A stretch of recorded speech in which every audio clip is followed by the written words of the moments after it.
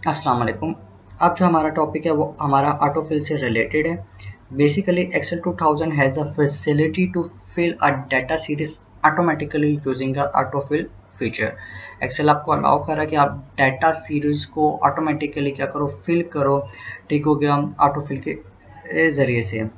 और flash fill भी आपके पास एक फीचर है जो कि आपके पास रिकॉग्नाइज करता है the pattern of your data and फिल्स the remaining list accordingly. ठीक हो गया, वो क्या करेगा, रिकॉग्नाइज करेगा कि आपके पास किस वे में डाटा आ रहा है और बाकी लिस्ट खुद से जनरेट कर देगा। ठीक है, फिर आप जब एक दफ़ा वर्कशीट में डाटा एंटर कर लेते हो तो आप अपनी मर्जी से उसका ऑर्डर या चेंज कर सकते हो कि किस वे में वो अपीयर होगा। इसको हम कहते हैं सॉर्टिंग ऑफ डाटा।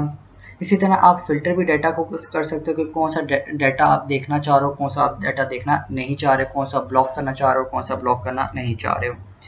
ठीक है, सॉर्टिंग और फिल्टरिंग आपके पास वहाँ पे बहुत ज़्यादा यूज़फुल होती है जहाँ पे बहुत लॉन्ग लिस्ट होती है।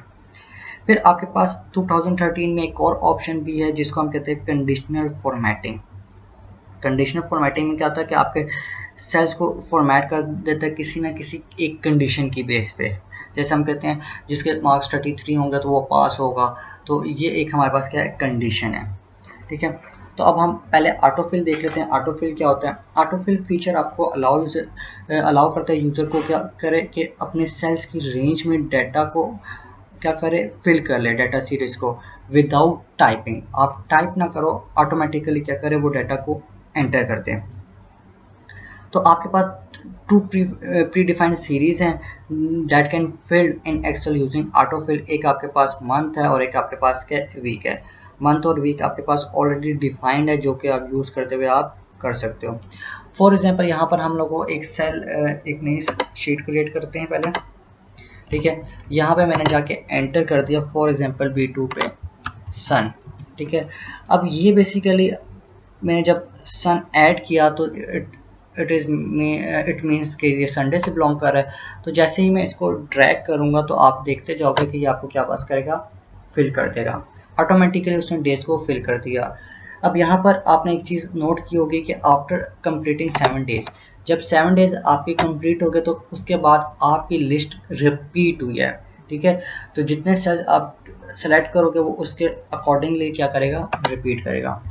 फॉर एग्जांपल अगर मैं संडे लिखता हूँ, ठीक हो गया, उसके बाद अपने कंट्रोल की को क्लिक करके, ये बेसिकली जो आपके पास स्क्रीन में प्लस का साइन शो हो रहा है ये बेसिकली ऑटोफिल हैंडल है।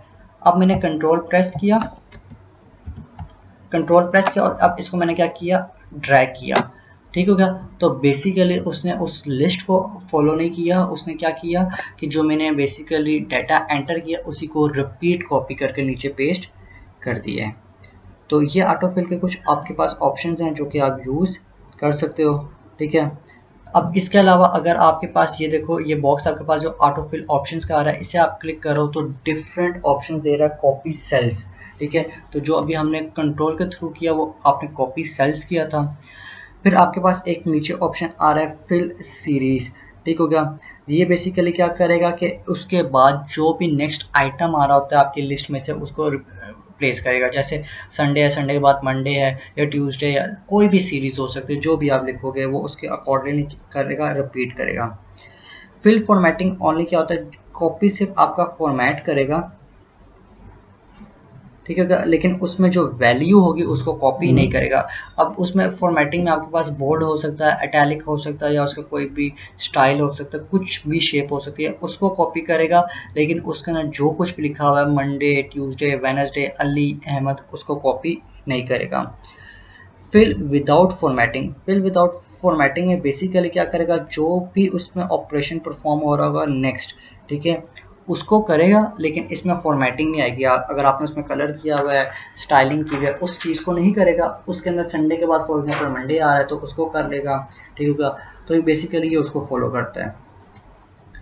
फिर आपके पास क्या आ रहा है, यहाँ पे फिल डेज और वीक डेज आ रहे हैं। ठीक है, तो आप अगर इसको करोगे तो आप संडे लिखते हो तो उसके बाद जब आप ड्रैग करोगे तो आपके पास क्या होगा, डेज या वीक डेज पे इसको ले जाएगा। लास्ट में आपके पास फ्लैश फील्ड है, ये बेसिकली टोटली न्यू फीचर है। इसमें क्या होता है, आपके पास आइडेंटिफाई कर लेता है पैटर्न के, किस पैटर्न में आपके पास वर्कशीट पे डाटा आ रहा है। अब यही सारे जो है वन बाय वन हम लोग क्या करेंगे, इसको स्टार्ट करेंगे, ठीक है। अच्छा, इसमें आप एक और भी हम लोग चीज़ कर सकते हैं, जैसे मैंने यहाँ पे लिखा 1, नेक्स्ट में लिखा मैंने 4, ठीक है। अब जैसे ही मैंने इसको क्या किया, ऑटोफिल हैंडल से ड्रैग किया, अब वो इसकी सीरीज खुद बना लेगा। यहाँ पे 3 का गैप था तो वो यहाँ पे सब में 3 का गैप देके उसने क्या किया, आपके पास एक सीरीज बना ली। तो डिफरेंट तरह के ऑप्शन से डिफरेंट तरह से आप इसको मैनिपुलेट कर सकते हो। इसी तरह आपके पास कस्टम लिस्ट का भी ऑप्शन है। कस्टम लिस्ट में बेसिकली क्या कर सकते हैं, आप डिफरेंट तरह के ऑप्शंस को यूज़ कर सकते हो। फॉर एग्जांपल हम लोगों ने क्या किया, यहाँ पे सेल सेलेक्ट करने हैं। वेट, पहले हम डेटा क्लियर कर लेते हैं, ठीक है। अब हम लोगों ने सेल्स सेलेक्ट किए, फॉर एग्जांपल A2 से हमने A6 तक किया, हमने डेटा सेलेक्ट किया। अब यहाँ पे आप अपनी मर्ज़ी से कस्टम लिस्ट भी बना सकते हो, जिसमें आप अपनी मर्ज़ी से कोई भी लिस्ट बना के बाद में आप उसको इंपोर्ट करके या कस्टम डायलॉग बॉक्स के ज़रिए यूज़ कर सकते हो। फाइल पे जाने के बाद आप जाओगे यहाँ पर ऑप्शंस में आप जाओगे एडवांस में आप जाओगे, लास्ट में आपके पास यहाँ पर आएगा एडिट कस्टम लिस्ट। हमने एडिट कस्टम लिस्ट की, ठीक हो गया। आप यहाँ पर सिंपली टाइप कर लो स्प्रिंग, आपके पास समर, आपके पास मॉनसून, सिमिलरली ऑटम और विंटर। तो बेसिकली हमने क्या किया, टाइप करते के एंटर करते के और हम लोगों ने सारा कर लिया, ऐड किया तो आपके पास वहाँ पे लिस्ट आ गई। इंपोर्ट से बेसिकली क्या होगा कि वो आपके वेरीफाई करता है आपके सेल्स को, ठीक हो गया, कि जितने आपने सेलेक्ट किए हुए, हमने इतने सेलेक्ट किए हुए थे, हमने क्या कर दिया, इसको ओके कर दिया। तो बेसिकली आप इंपोर्ट के थ्रू अपने सेल्स वेरीफाई करते हो। यहाँ पर आपके पास लिस्ट ऐड अप हो गई है, आप जस्ट ओके करो, ठीक हो गया। यहाँ से भी ओके किया और फिर मैं जस्ट यहाँ पे स्प्रिंग एंटर करूँगा, ठीक हो गया। और स्प्रिंग एंटर करने के बाद आप जैसे ही ड्रैग करोगे तो ऑटोमेटिकली उसने वहाँ पे आपके क्या किया कि एंटर डेटा को सारा कर दिया। इसके अलावा आपके पास दूसरा ऑप्शन भी है, अगर आप इंपोर्ट करना चाहते हो, वो आपके पास है सिमिलर वही ऑप्शन है आपके पास। उसमें ऑप्शंस में जाएं और एडवांस में बेसिकली आपके पास ऑप्शन है एडिट कस्टम लिस्ट का, ठीक है। तो यहाँ पे आप डायरेक्टली भी, ठीक हो गया, न्यू लिस्ट है ना, तो न्यू लिस्ट के थ्रू आप डायरेक्टली भी यहाँ पर स्प्रिंग, ठीक हो गया, समर, हमने तो ऑलरेडी एंटर किए हुए समर, मॉनसून, ठीक हो गया। तो ये सब आप डायरेक्टली ऐड करके यहाँ से ऐड कर सकते हैं, ठीक हो गया। ऐड करने के बाद वो डायरेक्टली आपके पास ऑप्शन है कि आप ओके कर लो तो आपके पास वो सारा हो जाएगा।